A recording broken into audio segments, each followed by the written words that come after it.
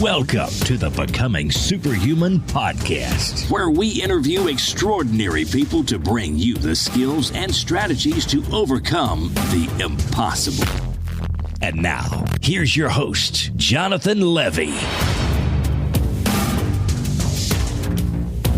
Before we get started, I just want to let you guys know that this episode is brought to you by my best-selling online course, Become a Speed Demon: Productivity Tricks to Have More Time. The course is the culmination of over a decade of my own experience and research into productivity theory, strategies, tips, and tricks. From how to prioritize and structure your life, to computer hacks and tips to automate your daily work, and even ways to shave time off the basic tasks we all do every day. The course is guaranteed to save you at least 3 hours a week or your money back. So for a 90% off coupon, check it out at jle.vi/productivity. That's http://jle.vi/productivity. Greetings, super friends. Welcome to this week's episode. This week's guest is someone a lot of you have requested via email and in the comments section of the blog. So thank you guys for reaching out and sharing his name with us. He's one of the highest rated keynote speakers in America. He's author of the #1 best-selling book, The Miracle Morning, the not-so-obvious secret guaranteed to transform your life before 8 a.m. Whew, that's a big one. And an ultra-marathoner, and he's so much more, guys. Beyond all these impressive credentials, though, he's the only person I've ever met who has actually been dead. That's right. His career and his greatest triumph came about when he was hit and killed by a drunk driver. Miraculously, he was brought back to life, survived a coma, and defied the logic of doctors by relearning how to walk and then running an ultramarathon. For good measure, right? For the last decade, he's shared his incredible wisdom on overcoming adversity and creating extraordinary results in one's personal and professional life. In this episode, we get an in-depth look into the heart and mind of someone with a seemingly endless supply of tenacity, willpower, and inspiration. And of course, joy. My guest's story is really the story of turning unimaginably dark times into silver-lined clouds, and then coming back time and time again from these impossible circumstances to make the best of it and to achieve tremendous happiness and success. You guys, I feel truly fortunate that we were able to open up and that my guest didn't hold anything back from us. He shared not only the darkest of the dark, but also his own strategies for overcoming them. I, for one, am going to be racing out to buy his book very soon. And so let me introduce you guys to Mr. Hal Elrod.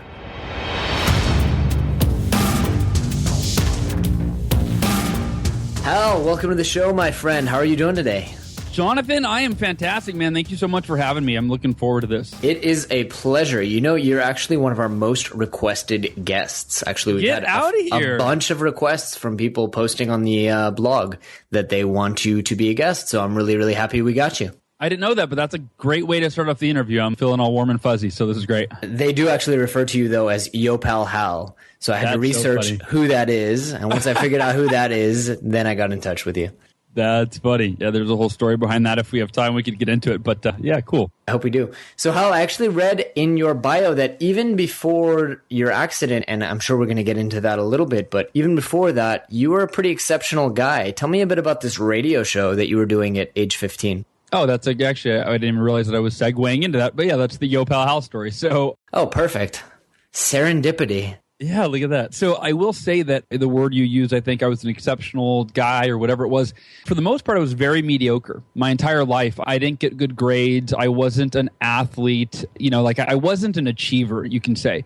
The one thing that I did in my younger teenage years or whatever that was kind of cool, when I was 15 years old, a buddy of mine, his older brother got sick when he was supposed to DJ a school dance. And I got the call from my friend and said, hey, my brother Colin is sick. You want to DJ the school dance with me at our old junior high? You know, we were sophomores in high school at the time. And he said, it's a 7th grade dance. And I said, that sounds like a blast.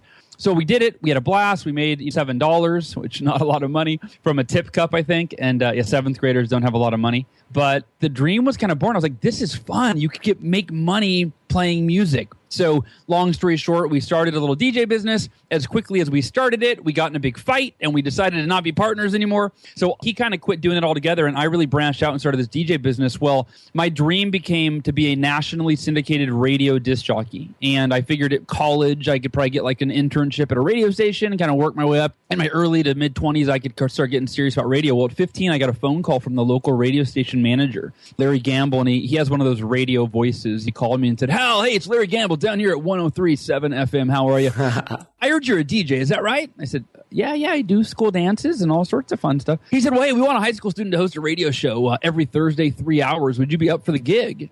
And I said, "Yeah, that's my dream. Oh, my gosh. Yeah, of course." I got the job and I went to tell my mom the exciting news. But right before I got off the phone with Larry, he said, "Hal, by the way, DJs always have an on-air moniker. That's a fancy word for a nickname. So whatever your nickname is, bring that on the air and make it fun, and we'll use that." And I had no nickname. And so I went downstairs to my mom, and I said, "Mom, I got a radio show, da-da-da-da-da." She goes, "Oh, that's so great." I said, "But there's one problem."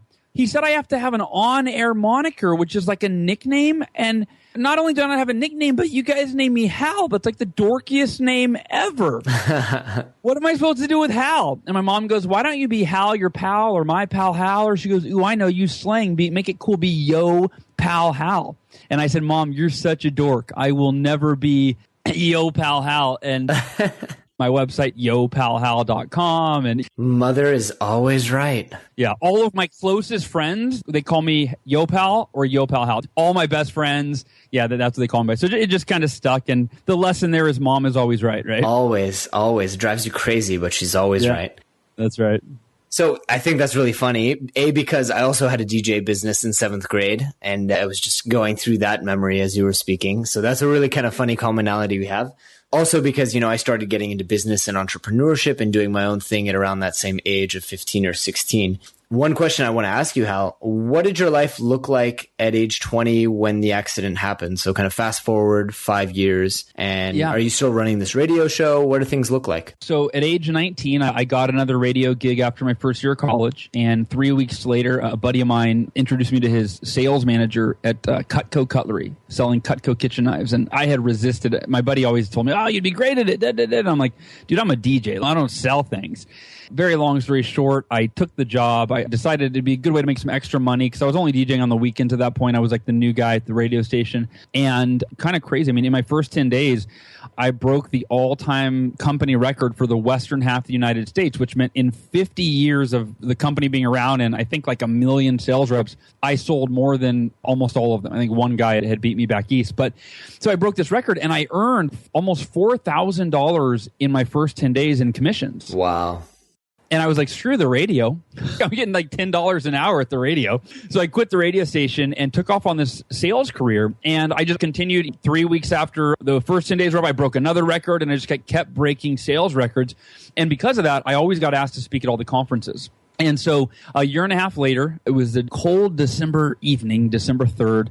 I was 20 years old, and I gave a speech. I got a standing ovation, which was my first one. So it was kind of a special, like, oh my gosh, maybe I could do this for a living when I'm done with sales.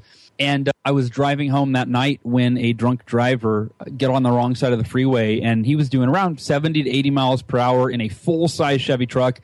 I was doing 70 miles an hour in a brand new Ford Mustang, much smaller than his vehicle. And I don't remember the headlights coming at me, but our cars collided head-on at 100, between the two of us, 150 mile an hour head-on impact. And airbag exploded. Front of my car was crushed, and the worst was yet to come as my car kind of hit the drunk driver and spun sideways, facing where my driver's side door was. Car behind me was headed straight for me and hit me in the door of my car at 70 miles an hour, crushed the left side of my door into the left side of my body so bad that my leg broke in half, my pelvis broke between the center console in 3 places, my arm broke in half, shattered my elbow, severed the nerve in my arm, my eye socket was destroyed. It's all made of metal now. My ear was almost completely taken off. I mean, just on and on. I punctured my lung. I ruptured my spleen. And immediately, thankfully, I was in a coma. I'm sitting on the side of the freeway. I'm unconscious. I'm bleeding from head to toe. And it took the paramedics and the fire department almost an hour to cut the roof off my car with the jaws of life and pull me out. And when they did, I had lost so much blood that I actually bled to death. and I was dead on the side of the freeway. I was clinically dead for approximately 6 minutes. Rushed to the hospital, spent 6 days in a coma, underwent like 8 surgeries or 11 surgeries. I don't remember the number, but a metal rod in my leg, 2 screws in my elbow, metal rod in my arm, 3 metal plates in my eye, and came out of the coma 6 days later to the news that I would never walk again. The doctor said I may never walk again, and I had permanent brain damage. And truly, to keep a long story short, 3 weeks later, I took my first step. And I think that what I can attribute that to is I just decided that's what I wanted. When the doctors told me and my parents that I may never walk again, and that if I did, it would be like a year before we could even revisit that, they left. And I told my mom and dad, I said, the doctors aren't experts in me. They might be experts in medicine or whatever the hell they do in there all day. But I said, they're not experts in me. And I said, look, there's only one of 2 possibilities. Number one, I'll never walk again. The doctors might be right. I'll never walk again. If that's the case, I've already accepted it. I've decided I'm not going to be sad or feel like a victim or be depressed or woe is me. If I'm stuck in a wheelchair for the rest of my life, I will be the happiest person you've ever seen in a wheelchair for the rest of my life, because either way, I'm in a wheelchair. And by the way, for anybody listening, whenever I speak to audiences, I always ask, like, what's your wheelchair? Like, what's the circumstance that you let get you down, but it's out of your control? Maybe it's your past. Maybe it's your family or whatever. Maybe it's a physical thing that you've got going on. But the second possibility I said is I'm going to walk again. And I said, Mom and Dad, I don't do what most people might do. I'm not here sitting here going, oh gosh, I feel sorry for myself and I'm afraid. And I'm not focusing any of my energy on that worst case scenario of not walking. All of my energy, all of my attention goes into walking again. I think about it. I pray about it. I visualize it every single day. And the last thing I'll say on this, Jonathan, is I don't think it was a coincidence that a week later, the doctors came in with routine x-rays and they said, Hal, we've got some exciting news. We don't know how to explain this, but your body is healing so rapidly that we're going to let you take your first step tomorrow in therapy. So it went from never walking again to maybe like in a year to 3 weeks after the crash, I took my first step, and the rest is history, as they say. Incredible. It's an incredible story, Hal. I think the first question that jumped out at me as you were telling that story and as I was doing the research is how, right? How did you beat the odds? How does a 20-year-old kid, but a kid, sure, have the wisdom and the presence and the acceptance, to just say, I'm not going to be sad. I'm going to take this positively. I'm going to make the most of it. Where does that come from? Honestly, I think it came from, I know it came from this because it came from something called the 5-minute rule that I learned in my Cutco sales training. Amazing. Yeah, the 5-minute rule. And so a year and a half earlier, I went through my training, and my manager, who became a mentor and a friend, he taught us the 5-minute rule, which says it's okay to be negative when things go wrong, but not for more than 5 minutes. There's no value in wishing you could change something that is now in the past or it's out of your control. There's no value in resisting reality, right? And so the doctors thought I was in denial because of exactly what you said. This 20-year-old kid's like all happy and positive. This isn't normal. It can't be real. That's what they thought.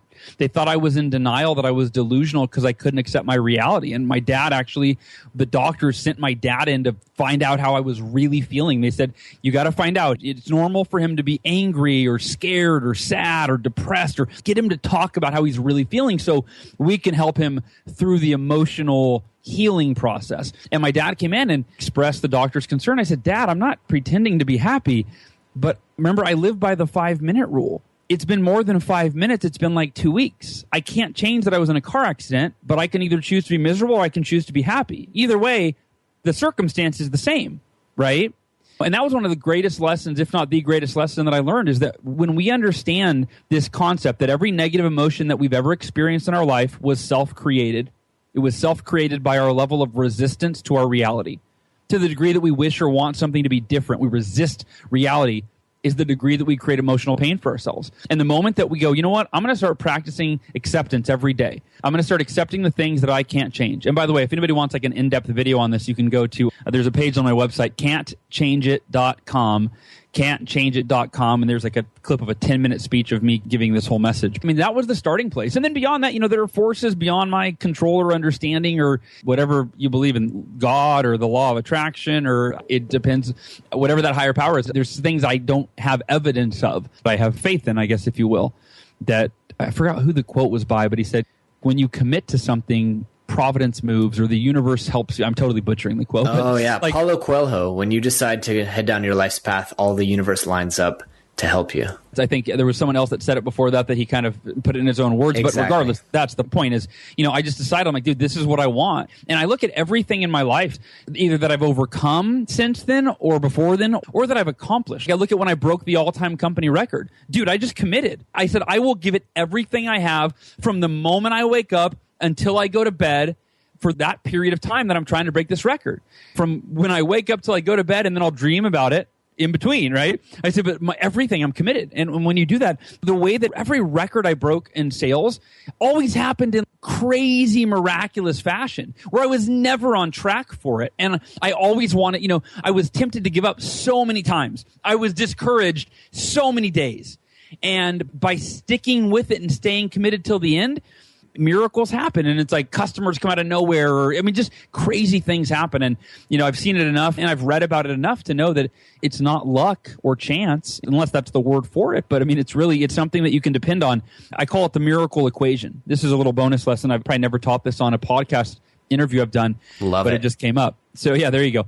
The miracle equation. So the way you create miracles in your life, and when I say miracles, I simply define that as a result beyond what you might believe is possible or what others consider possible, right? So it's something that's like when you break a record, you do something that's never been done before. Never. No one's ever done it, right? So the miracle equation, the way that you create extraordinary results, aka miracles in your life, it's two really simple elements that most people don't maintain. Unwavering faith and extraordinary effort. That's it. Most people, they set a goal or they have a dream.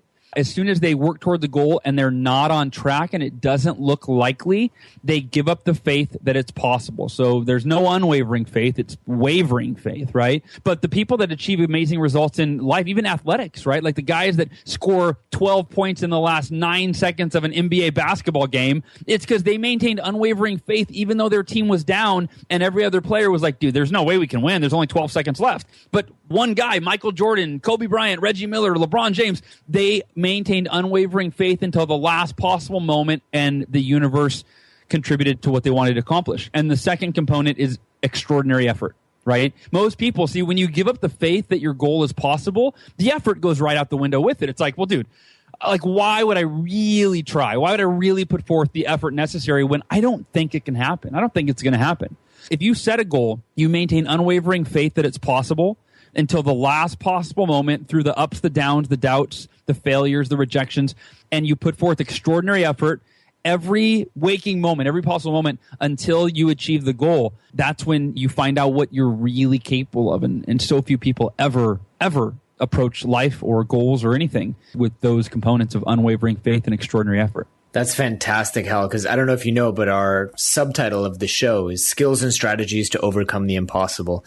And that is a completely unique and a completely valid skill and strategy to overcome the impossible in your own life. I'm really glad you mentioned that. I'm also really glad you mentioned the law of attraction, because it's something I really fundamentally believe in. And when I read your story, I was like, I really hope this guy has had the same life experience that I have, and the same forces are acting in your life that have acted in mine and maybe in our audience lives, to where when you put out that energy and that positivity, incredible things miraculously happen, whether you want to call it God or you want to call it karma or kismet.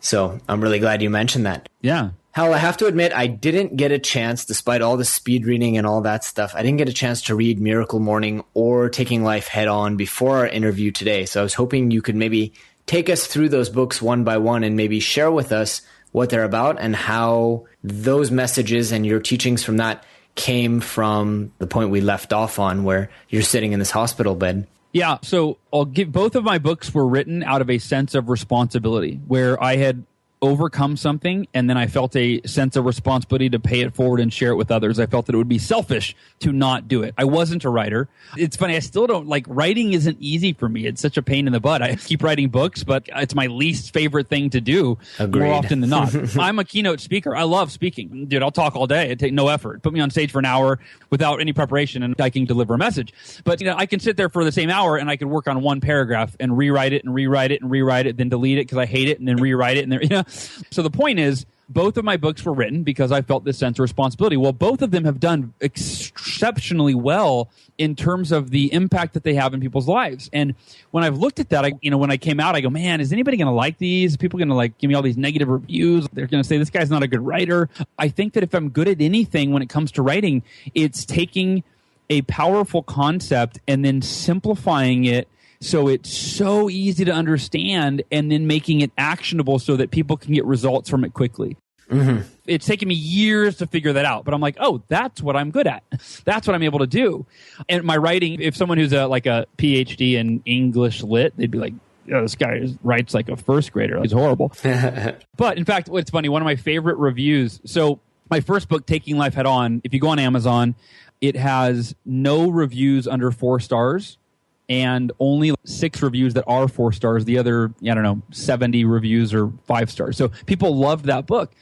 But 2 things. Number one, it hasn't sold nearly as well, and I can, when we talk about the Miracle Morning, I'll explain why. But my favorite review for the Taking Life Head On was from someone who owned a bookstore. And she goes, hi, I own blankety blank books here in wherever.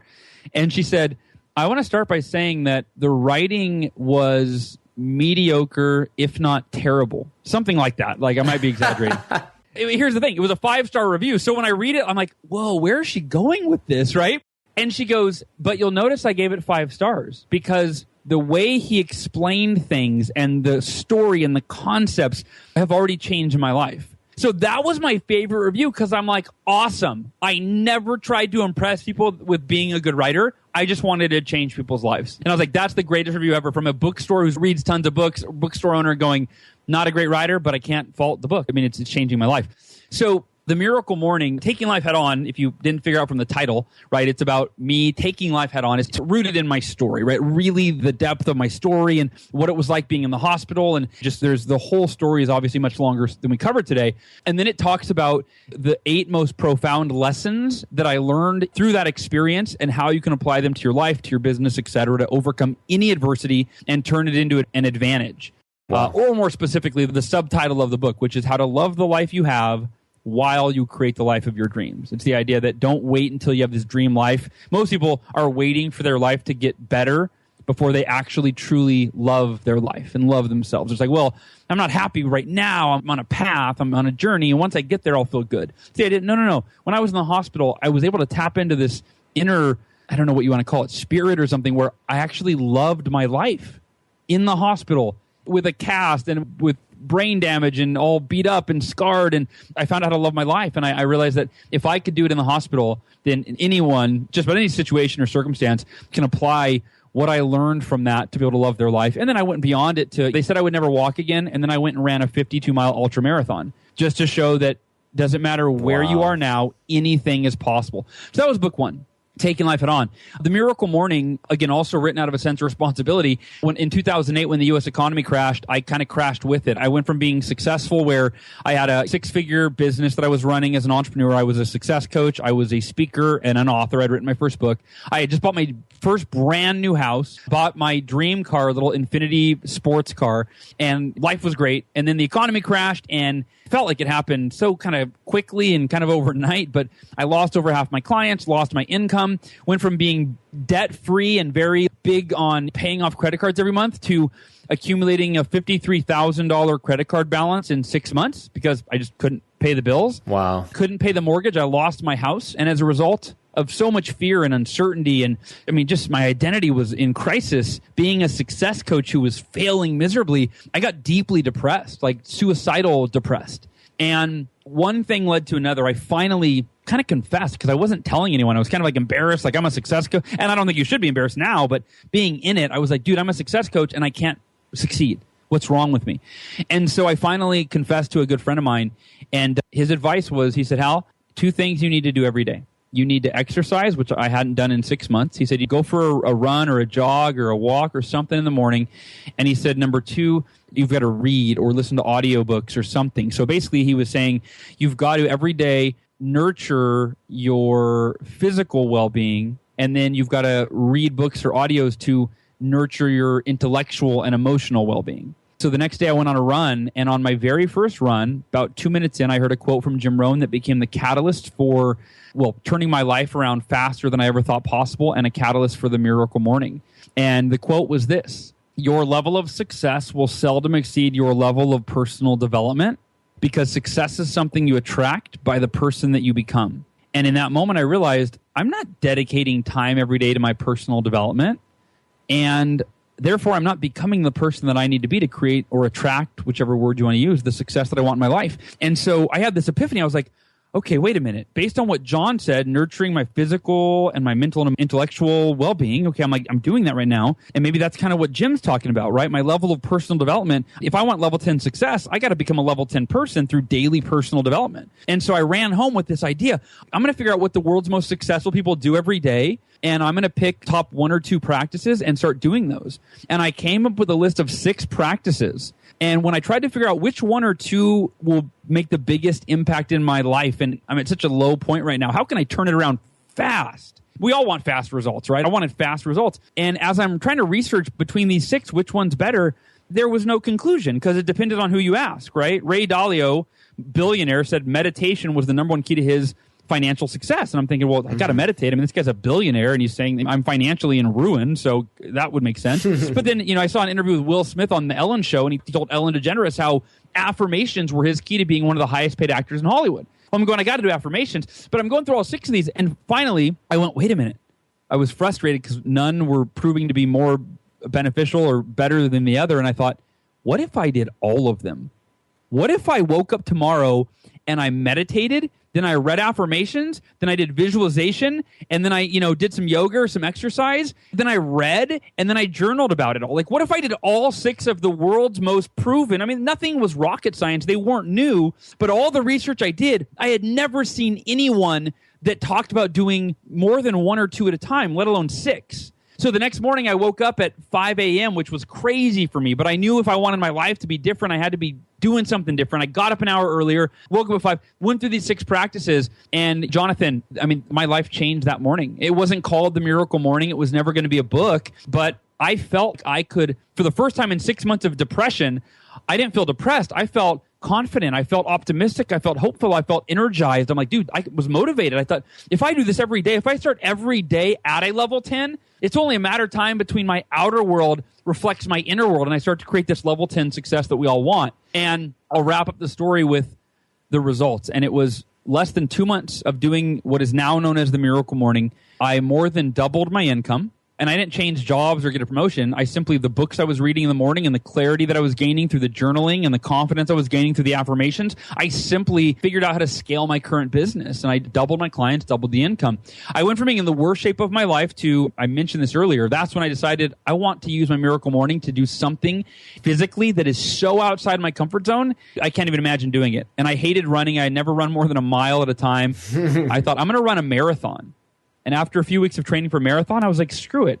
Some people do double marathons. I'm going to do a double marathon, which was crazy. If I would have known what I was actually committing to, I would have never. So, being naive sometimes is a gift. And then maybe last but not least, but my depression went away that morning. I mean, literally, I didn't feel depressed again. I just felt better every day. Better, better, better, better, and better. And I'll close with now tens of thousands of, actually, I think it's probably over 100,000 people now do the Miracle Morning every day from around the world. The way it changes their life, I'm in awe. I am in awe of a guy just recently posted in the Miracle Morning Community Facebook group, which I invite everybody to come join. It's like the most positive online community that I've ever seen. Nice. 15,000 members, 16,000 as of yesterday.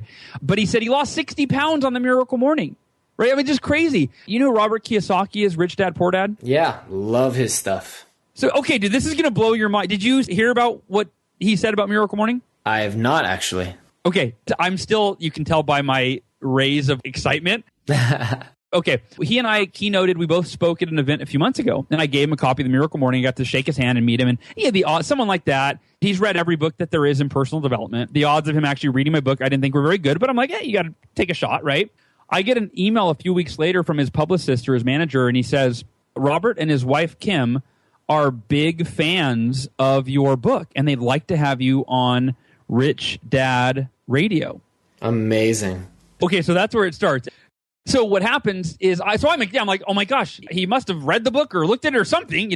I get on the show and here's where it gets totally mind blowing for me. He starts telling his audience, getting passionate. He says, this book will change your life. He says, I've read The Miracle Morning 3 times. I'm on day 60 without missing a single day. Wow. And he said, and this book has completely changed my life. And I went, dude, if The Miracle Morning can change Robert Kiyosaki's life, who is a multimillionaire, 65-year-old, done everything you could do in personal development, I was just blown away. So anyway. It's incredible on so many levels because we've talked about habits a lot on this show. We've had a lot of habit experts. I recently interviewed Gretchen Rubin and talking about routines for happiness, routines for success, creating these kinds of structured, and they're all the same ones that come up. The meditation comes up. The positive affirmations come up. Of course, we talk about exercise a ton. I've never heard of the idea of stacking them. How long does that take every morning, roughly? It's scalable. I mean, most people do their Miracle Morning in 60 minutes. That's pretty average. Wow. Is breakfast fitting in there? No. So I'll tell you this. When I first started the Miracle Morning, I was like, all right, I got 6 practices. I'll do 10 minutes each. That's how I started it, right? And then over time, I was like, all right, I want to do a little more reading, I can take less time for journaling. It doesn't take, I get in 5. And so I kind of moved them around. They're kind of modular, right? I also tried adjusting. What if I do exercise first? What if I do meditation first, right? So I really played with it. In the book, there's a whole chapter on how to customize the Miracle Morning to fit your, style and your lifestyle. But there's also a chapter in the book called the 6-Minute Miracle Morning. And it's not like some gimmicky like, oh, here's 6-minute abs or something. I created it out of necessity, kind of like the Miracle Morning itself, which is there were a lot of days. Most of us are all or nothing creatures, right? It's Sure. like, oh, dude, I was going to go to the gym for an hour today, but I've only got 30 minutes. I'll just skip it and go tomorrow. I had that mindset for the Miracle Morning, and I would end up missing it a lot of days when I couldn't do a full hour. And then one day I had like 15 minutes before I had to get ready. And I go, what if I do 1 minute, really focused, intentional, present minute for each of the savers, 6 minutes total? And I meditated for a minute. And, I didn't go to the depths of my inner being, but I lowered my cortisol levels. I lowered my stress. I was calm. I was centered. I was like, oh, that's kind of nice. I pulled out my affirmations. I read those for a minute. They're only a half a page long. It only took a minute to read. But I was focused on my goals, my highest priorities, and what I was going to do that day, right? My affirmations directed my focus. I did 60 seconds of exercise. I did 60 seconds of all of them. And after 6 minutes, even though it was 1/10 of the time that I was used to, it felt like it was maybe 70 to 80% of the benefit. There's that Pareto's principle, the 80-20 rule. Yeah, I was like, there aren't too many things that you could do 1/10 of the time and get 80% of the benefit. And there's people in the Miracle Morning community that are like, yeah, I do a 6-minute. Most people do like a 30-minute or a 60-minute, but some do the 6-minute Miracle Morning on a daily basis and, whatever works for you. Yeah, I love that. I really, really love that. Morning routines are something I'm super fascinated in ever since kind of Tim Ferriss drew so much emphasis in his show to talking about the power of starting your day off right, priming yourself for really a powerful day. So I'm really glad we got you on the show because it sounds like you're the expert on the morning routine. People are calling me that. It feels weird, but I'm starting to accept it, embrace it. I love it. So Hal, it may be my background in kind of accelerated learning, but I have a guilty admission, which is I love to assign homework to my listeners, to my students, to my blog readers. So if you could give one piece of homework with 100% assurance that everyone in the audience would go home and do it this week, what do you think that homework would be? I mean, there's one of 2 ways that I could kind of take this on, and so I'll throw both out there. Love it. The homework I would give you is I would pause, as soon as I'm done talking, right, turn off the interview and move your alarm clock back 30 to 60 minutes earlier. That's step 1. And the part of the premise of the Miracle Morning, beyond what you do when you wake up, is why you wake up in the morning. Most people, the reason they wake up in the morning is because they have to. They have to be somewhere, they have to do something, or they have to answer to somebody else. And they set their alarm accordingly. And I call that a mediocre morning, right? You're wasting with the valuable time in the morning that some of the world's most successful people understand that value and they maximize it every day. But if you wait till the last minute to wake up, and then even worse, if you hit the snooze button, you're starting your day with a lack of self-discipline and procrastination. So first and foremost, decide, you know what? I'm not okay with a mediocre morning anymore. But I'm going to wake up 30 minutes earlier from now on, not because I have to be up, because I want to be up. And why do you want to be up? Because you want to dedicate that time to becoming the person that you need to be to create everything you want for your life. That's your personal development time. And don't wait for you to master all the lifesavers. Just wake up 30 minutes earlier or 60 minutes earlier and read a book during that time. Or exercise for 10 minutes and read for 20, whatever. I mean, the Miracle Morning, you can start simple. You don't have to do it all at once, right? Start with something. So that's my assignment is for the next 30 days, wake up 30 to 60 minutes earlier and do reading and exercise. Let's just keep it simple. Now, if the Miracle Morning is the book you're reading, obviously, you can incorporate the lifesavers as you go on. So the other homework I would give you is if you want the Miracle Morning Fast Start Kit, as I call it, you can go to miraclemorning.com. And this is totally free. It will give you the first few chapters of the book for free. It will give you a 17-minute video training for free and a 60-minute audio training for free. And that way you don't have to wait for the book to arrive from Amazon.com in the mail and then 3 days have gone by or a week and you're like, you kind of like lost your motivation or whatever. So yeah, you can start right now. Start today. Take any energy you're feeling from this interview and apply it I would get the Fast Start Kit and I would move your alarm clock back and I would commit to your first Miracle Morning tomorrow. That's fantastic. I love and I really appreciate the kind of handouts and the homework and the really actualizing people's learning, because really people can listen to podcasts till they're blue in the face. If they're not taking it into their daily lives, I really don't see the value in, besides entertainment, but I don't find myself all that entertaining. So we really got to be assigning homework that's actually going to help people make change in their life. 2 more questions I'd like to ask. What are a few books besides your own that you found most impactful? And then what are you working on now? What's next? Yeah, some of my favorite books. One is a self-published book. It's kind of like a cult classic, if you will. It's called Vision to Reality. It's by Honoré Corder, Vision to Reality. That's a great one. And then, actually one of my favorites, and I think it's also self-published, but I'm not trying to be biased to self-published authors at all. Nothing wrong with self-publishing. I self-published my book, so... Yeah, I'll throw in an author published by a major publisher just for good measure. But the second book is called The Millionaire Fastlane. The Millionaire Fastlane is one of the best books I've ever read, any money-related book. But it's basically if you want to be a millionaire legitimately and you don't want to be a millionaire by the time you're 65 and you're not quite in your prime to enjoy your money, but you want actually to be a millionaire in 5 years or 10 years at the most, that's a great book on legitimately what it takes. It's not for everybody. If you're not willing to be an entrepreneur and get out there and get out of your comfort zone and create value for people and then scale that value, don't waste your time reading the book, or maybe the book will inspire you to do that. But The Millionaire Fastlane by M.J. DeMarco, fantastic book. And then last but not least, The One Thing, which is by Gary Keller, founder of Keller Williams, and Jay Papasan. And that is a fundamental, a top 10. Got to read that book to really gain kind of the overall principle of just focusing on one thing at a time, crushing that one thing, rather than trying to get 5, 6 different projects or goals done at once. Love it. I'm a huge believer in that as well. Hal, what are you working on now? What's next for you? See that? It's funny that you say that. That's the toughest question, right?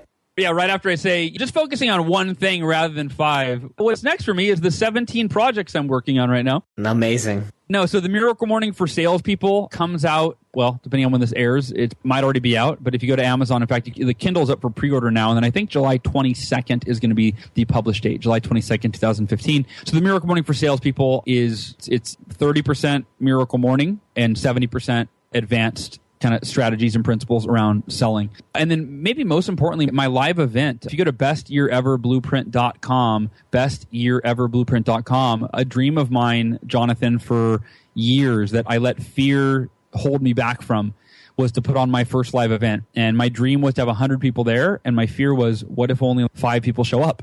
I rented this big hotel conference room and there's 5 people sitting in 100 chairs. So I finally got over the fear. Actually, no, I take that back. I didn't get over the fear. I just put a post in the Miracle Morning community Facebook group that said, mark your calendars. Our first live event is going to happen the first week of December 2014. It's going to be amazing in San Diego, California. More details to come. And then I hit post. And then I went, holy shit, I have to figure out how to put on a live event in 5 months.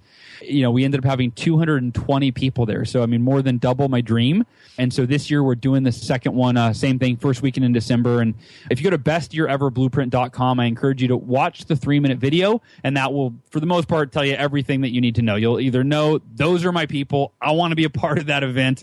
That content will help me make sure I have my best year ever, or you're going to, it's not for you. So either one I'm fine with. But yeah, doing that. And then we got, lots of books in the works and I speaking engagements and all sorts of stuff. But as far as projects go, the Miracle Morning book series and the live event are the 2 big focuses. Fantastic. And we're going to make sure to add, guys, those links, the Best Year Ever blueprint and the Can't Change It link and all that good stuff on the blog post at becomingasuperhuman.com/podcast. So we'll make sure all that stuff is in there. Hal, it's been such an inspiration to talk to you. I really appreciate you making the time, and I do hope we keep in touch. Yeah, my friend. Hey, thanks for having me on, and thank you for leading by example and hosting this podcast. It's fantastic. Indeed. I'm going to be checking out your book very soon as well. I want to get myself a miracle morning routine going. Dude, make it happen. All right, Jonathan, I'll talk to you soon, buddy. Take care, Hal. Bye-bye. All right, take care. Thanks for tuning in to the Becoming Superhuman podcast. For more great skills and strategies, or for links to any of the resources mentioned in this episode, visit www.becomingasuperhuman.com/podcast. We'll see you next time.